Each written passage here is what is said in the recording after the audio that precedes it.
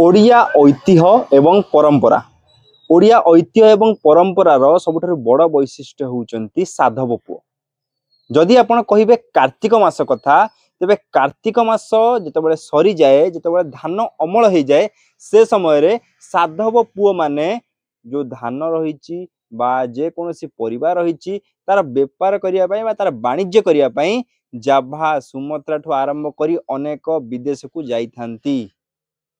तेबे आजिकार जे ओडिया रहिछि बा आजिकार जे ओडिया पुओ रहिछि बा आमे जदि कहिबा ओडिया यंग जेनेरेशन धीरे धीरे से परंपरा से संस्कृति को भूलिबा को लागलानी। किंतु आपण जानिले आश्चर्य हेबे जे मुंबई रे रही मध्य ओडिया परंपरा एवं ऐतिह्य को बंचाई रखिचंती किछि ओडिसावासी।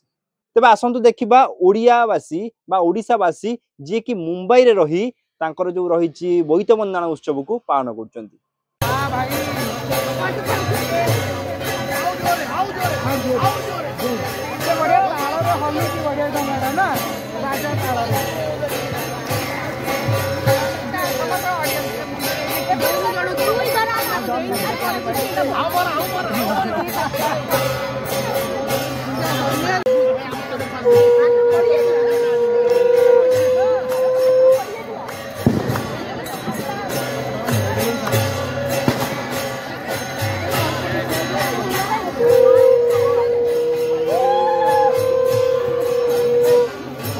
तेबे आपण माने देखुतिले केमिति ओडिसावासी सेठारे धूमधाम रे बाजा बाण फुटेई केमिति बोईत बंदना उत्सव पालन करचंती।